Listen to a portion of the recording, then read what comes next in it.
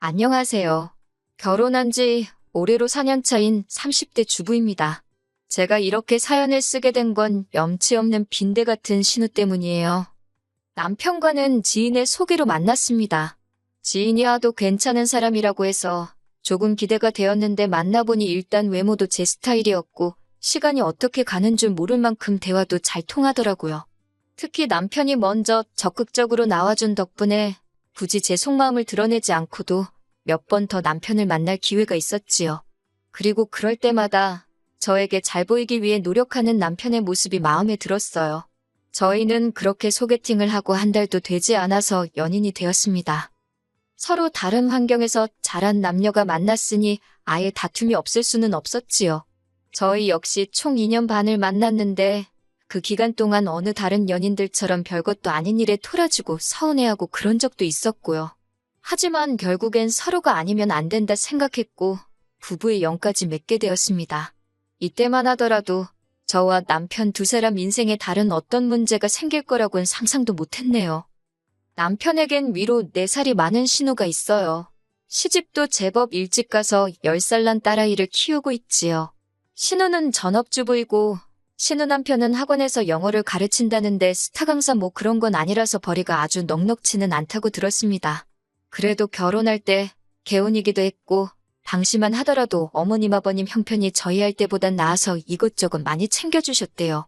신우 시댁에서도 도움을 많이 주셨고요. 말이 나와서 말이지만 저나 남편은 못 딱히 받은 거 없이 결혼했어요.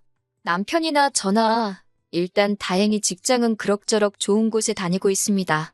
둘이 합쳐서 이것저것 빼고 월 실수령액이 1,000 정도 되고요. 요새 워낙 잘 버는 사람들이 많아서 1,000만 원 가지고 어디 가서 방구도 못 낀다던데. 아무튼 그래도 저희는 만족하면서 살고 있습니다. 아직 나이가 없으니 좀 더 여유 있게 느껴지는 것도 같고요. 하지만 앞서 지나가듯 말했듯이 저희 어머님 아버님은 형편이 녹록지 않으세요. 아버님이 회사를 다니고 계실 땐 괜찮았는데 당신 예상보다 이른 나이에 회사에서 나오셔야 했거든요. 그런데 아버님이 언젠가 만취 상태가 되셔서 저와 남편을 붙들어 놓고 말씀하시길 어머님이 동네 아주머니들하고 부동산 투자한답시고 여기저기에 돈도 안 되는 땅을 어지간히 사신 모양이 돼요. 요새 뉴스에도 기획부동산이니 뭐니 말이 많았잖아요. 그래도 아버님은 그동안 같이 살부대 끼고 산 정이 있어서 어머님께 대놓고 싫은 소리는 못 하셨던 것 같고 어머님도 어머님대로 저희한테 하시는 말씀이 아버님이 저렇게 일찍 회사에서 나올 줄 누가 알았겠냐고요. 뭐 사는 게 다 계획대로 되지 않으니까요. 그러면 친정으로부터는 왜 도움을 못 받았냐? 물론 친정은 시댁에 비하면 상황이 낫긴 해요. 일단 자식도 저 하나밖에 없고 저희 친정아버지는 당신 개인 사업을 하고 계셨거든요. 규모가 큰 건 아닌데 적어도 정년이랄 게 없기도 했고 아버지가 사업하시는 건물이 3층짜리긴 해도 아버지 본인 소유였으니까요. 정확히 말하자면 대출이 남아있었으니 은행과 친정아버지의 공동 소유예요. 그래서 그냥 이것저것 따지기도 머리 아프고 받지 말자 했어요. 양가 도움 없이 우리 둘만의 힘으로 시작해서 자리 한번 잘 잡아보자고요. 신혼집은 시댁 근처에 얻게 되었는데 이유는 단순했어요. 제가 결혼식을 2달 앞둔 시점에 회사 사무실이 이전을 했는데 그게 바로 시댁에서 차로 10분 거리였거든요. 게다가 시댁이 있는 곳이 서울치고 땅값이 조금 싸요. 저희 예산은 정해져 있었고 그 무렵 저는 서울 집값에 놀라서 학을 떼고 있었거든요. 상황이 저로 하여금 시댁 근처에 집을 얻게 하대요. 시댁 근처에 집을 얻은 것까지는 솔직히 그래도 크게 개의치 않았습니다. 그렇다고 어머님 아버님 성격에 저희 집을 막 드나드실 분들도 아니셨고 하지만 저희가 결혼식을 올리고 한 반년쯤 지났을 때였어요. 신혼의 가족이 시댁 근처로 이사를 온다고 하더라고요. 원래는 차로 1시간 정도 떨어진 거리에 살고 있었는데 이사를 오는 이유가 신혼의 딸이 학교에 적응을 하지 못했던 모양이에요. 친구들하고 사이도 안 좋고 이래저래 마음고생을 많이 했다고요. 그러니까 이제 애 정서에 도움이 되게 손녀 예뻐해주는 외할머니 외할아버지 곁에 있게 하겠다는 게 신우의 말이었습니다. 솔직히 시조카를 생각하면 어린 아이를 상대로 이런 말을 하는 게 어이없기는 한데 별로 정이 안 가요. 시댁 식구들 모인 자리에서 일부러 제 신체 특정 부위를 말하며 작은아빠는 잘생겼는데 작은엄마는 못생겼다 그러고 이게 제 입으로 말하자니 낯뜨겁고 유치한데 일단 저요. 어디 가서 못생겼다 소리 들어본 적 없어요. 그런데 아무리 어린애가 악의 없이 하는 소리라고 해도 사람들 앞에서 번번이 제 외모를 지적하니 속이 상하긴 하더라고요. 신우는 그 옆에서 자기 딸을 말리기는커녕 역시 자기 딸이 자기를 닮아서 보는 눈이 있다는 소리나 해대니까 더 짜증도 났고요. 심지어 한 번은 고 10살짜리 시조카가 한다는 말이 자기는 저희 남편 그러니까 작은아빠랑 나중에 결혼할 거라고 그러니까 저더러 작은아빠랑 이혼하라나요. 요새 10살짜리들은 제가 어렸을 때랑은 또 다른가 보지요. 그래도 그렇지 어린애가 어떻게 어른한테 이혼 소리를 아무렇지도 않게 하나 싶어서 충격적이대요. 그런데 신우는 제가 그런 시조카를 예뻐하지 않는다고 엄청 서운해해요. 하지만 제 입장에서는 피 한 방울 안 섞인 데다가 하는 짓도 얄미운 시조카한테 무슨 정이 그렇게 가겠어요? 그리고 무엇보다 신우도 하는 짓이 얼마나 얄미운지 얌체가 따로 없거든요. 처음에는 몰라서 긴가민가하고 당해주기 일쑤였지만 시간이 지나 신우하는 짓이 눈에 빤히 읽히기 시작하니까 저도 방어한답시고 머리를 쓰게 되고 가족 모임이 있을 때마다 그런데 에너지 낭비를 해야 된다는 사실 자체가 너무 스트레스더라고요. 사실 처음부터 그랬던 건 아니에요. 처음에 신우가 이사 오고 두세 달 동안은 잘 지내보려고 했지요. 어쨌든 애가 얼마나 힘들어했으면 이사까지 결심했을까 싶었으니 잘해주고 싶었던 게 진심입니다. 그런데 신우는 이후로 걸핏하면 저희 남편이나 저에게 전화를 해서는 잔심부름을 시키더라고요. 반찬 해놨으니 어머님 댁에 가져다 드리라던가 퇴근길에 뭐 좀 사다 달라거나 주말에 가구 조립을 해야 되는데 저희 남편더러 하라고 하질 않나. 시도 때도 없이 울려대는 휴대폰 전화벨 소리에 정말 노이로제에 걸리겠다 싶었습니다. 나중엔 남편 핸드폰이고 제 핸드폰이고 그냥 신우 얼굴에 집어 던지고 싶은 정도였지요. 결국 남편더러 우리가 그 집 머슴도 아니고 어지간히 드나들자고 그리고 신우는 전업인데 자기가 할 만한 일은 알아서 해야지 왜 맞벌이하는 당신과 나를 이렇게 불러대냐 따져댔네요. 신우의 얄미운 짓은 거기서 끝이 아니었습니다. 한 번은 시할아버지 병문안에 가게 되었어요. 남편이 퇴근길에 저를 태우고 바로 병원에 가기로 했지요. 그런데 병문안을 가기로 한 당일날 제가 차에 올라타니 신우네 집에 들려서 신우네도 태우고 가야 한다는 겁니다. 그러면 병원까지는 정반대 방향이라서 30분은 그냥 길에버리는 거였거든요. 가뜩이나 피곤해 죽겠는데 왜 거길 들리냐고 따로 가자 하니까 신우네가 두 차로 다니면 기름값 아깝다고 자기들을 태우고 가랬대요. 어이가 없어서 저희 기름은 누가 공짜로 넣어주나요? 그렇지만 그런 걸로 왈가왈부할 힘도 없어서 알았다 했습니다. 그렇게 신우네까지 태우고 병원에 도착했어요. 신우도 보아하니 빈손으로 왔길래 저는 편의점에서 음료수라도 한 박스 살 거라니까 자기 것도 일단 좀 사달래요. 자기가 돈은 바로 계좌이체 해준다면서요. 그래서 2박스를 샀는데 신우가 계좌이체 해주는 걸 그새 잊었는지 돈을 안 보내대요. 결국 제가 신우에게 한 번 더 상기시켜줬습니다. 음료수 값으로 얼마 보내달라고요. 그러자 한다는 말이 자기 핸드폰이 갑자기 작동이 잘 안 된대나 어이가 없어서 솔직히 그러면 신우 남편도 같이 있었으니까 신우 남편이 해주면 되잖아요? 그런데 거기는 먼 산만 보고 있더라고요. 솔직히 그 돈 못 받는다고 저 먹고 사는데 지장 있는 건 아닙니다. 하지만 그런 일은 이후로도 계속 이어졌어요. 식당에 가도 꼭 나중에 보내줄게요 해놓고는 입 싹 닫고 나중에는 그래서 같이 밥도 먹기 싫더라고요. 어머님 생신을 같이 챙기자는 걸 됐다고 그랬습니다. 저희는 저희대로 모시고 가서 식사도 하고 할 테니 형님도 형님이 알아서 모시고 가라 했지요. 그랬더니 어머님이 다 같이 모여서 왁자지껄한 게 좋지 뭐 한다고 따로따로 보냐고 그러시더라고요.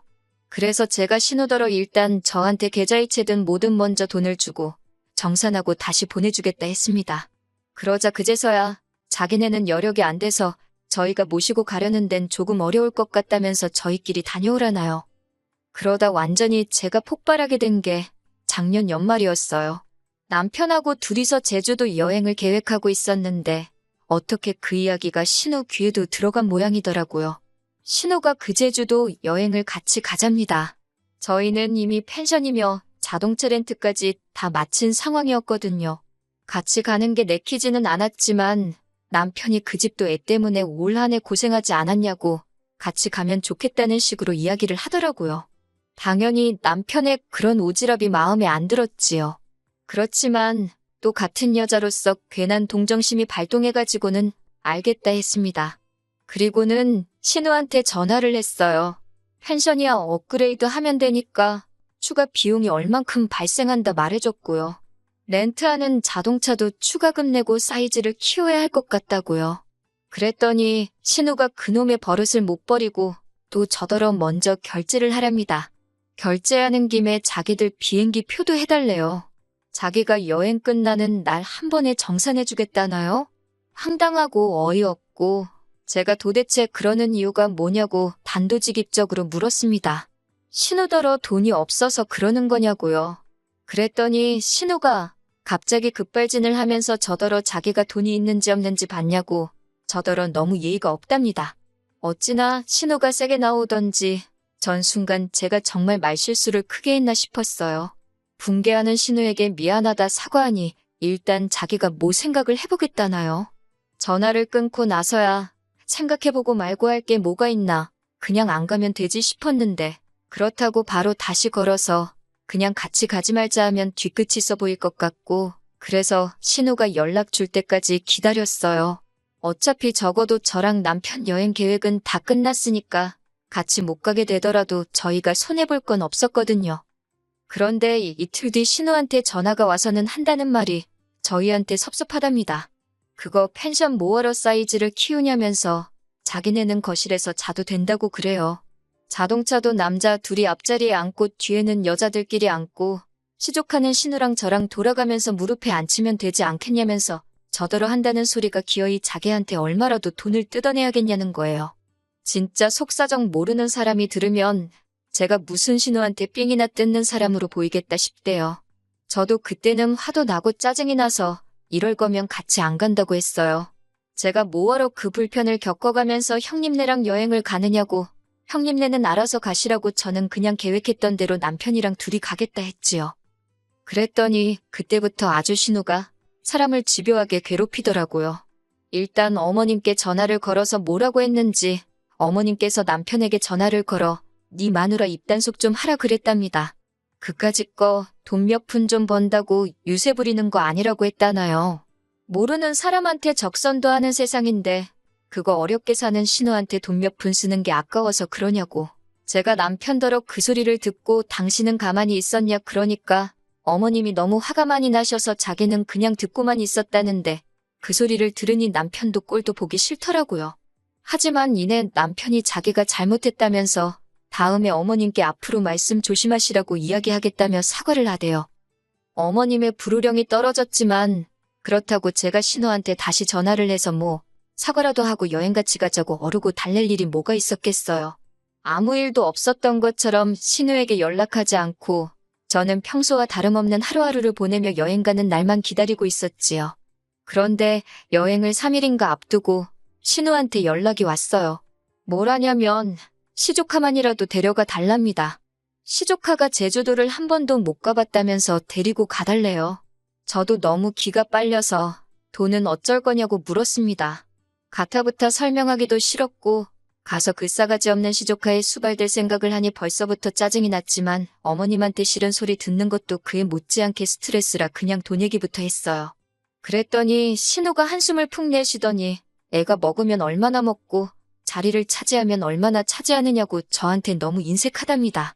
어이가 없어서 애 비행기 티켓은 안 사냐고 애는 뭐 걸어서 제주도 갈 거냐고 따졌어요. 그랬더니 신우도 아차 싶었는지 멈칫하더니 그건 저희더러 내달랍니다. 애한테 주는 크리스마스 선물이다 생각하고요. 솔직히 제주도 가는 거 그거 얼마 하지 않아요. 제가 평소에 신우랑 사이가 좋고 시조카도 예뻐했으면 왜 못 데려가겠어요. 당연히 데려가고 비행기표도 사주고도 남지요. 그런데 평소에 제가 신우한테 당한 게 있고 얼마나 힘이 들었는데 제가 그렇다고 돈을 쌓아놓고 사는 사람도 아니고 막말로 돈을 마늘밭에 묻어도 묻어놓지 그렇게 쓰기는 싫더라고요. 그래서 그렇게는 안 되겠다 했습니다. 그리고는 신우더러 윗사람이면 윗사람답게 행동하시라고 너무 염치가 없는 거 아니냐고 한마디 했네요. 남사스럽고 창피하지도 않냐 하니까 신우가 저더러 너나 똑바로 살랍니다. 남들은 조카라고 하면 퍼주기 바쁘고 시어머니랑 신우 알기를 하늘같이 안다는데 저더러 싸가지가 있네 없네. 그때부터는 뭐 솔직히 논리 같은 건 없었고 신우가 그냥 어떻게든 저를 끌어내리려고 억지만 써서 상대해줄 가치도 못 느끼겠더라고요. 그래서 그냥 마음대로 떠드세요 하고 전화 끊어버렸어요. 그랬더니 남편이 퇴근하고 얼마 지나지 않았을 때였는데 신우가 저희 집으로 쫓아왔더라고요. 남편을 보더니 너 마침 집에 있었냐며 제 험담을 늘어놓기 시작했습니다.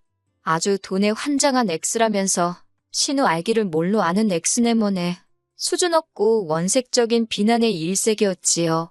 그러자 남편이 저는 솔직히 이번에도 등신마냥 가만히 듣고만 있고 그러면 이혼하려고 했어요. 그런데 남편이 그런 신우를 향해 자기 얼굴에 똥칠 좀 제발 그만하라고 소리를 지르더라고요.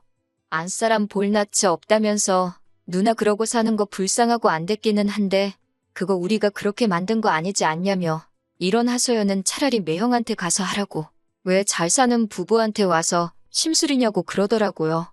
신우도 남편의 그런 반응을 보고는 약간 충격을 받은 눈치였어요. 지 동생이라고 평생 지 편을 들 줄 알았나 보지요. 결국 신우는 그렇게 소득 없이 저희 집을 떠났고 저희 집에는 이내 평화가 찾아왔습니다. 어쩐 일인지 이번엔 어머님께서도 연락이 없으시대요. 그리고 지금까지 한 달 남짓한 시간이 흘렀습니다. 저희 부부 단둘이 제주도에 잘 다녀왔고요.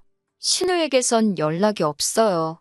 남편더러 신우가 연락도 없고 조용한데 혹시 신경 쓰이냐고 넌지시 떠보니 그게 무슨 말이냐며 자기는 요새 속이 다 후련하답니다. 그동안 누나라서 거절도 못하고 이리저리 끌려다니느라 자기도 짜증났다면서 그때 매형한테도 한마디 했어야 하는데 못한 게 억울할 지경이라고요. 그리고 지금은 뭐 저희 둘이 잘 지내고 있어요.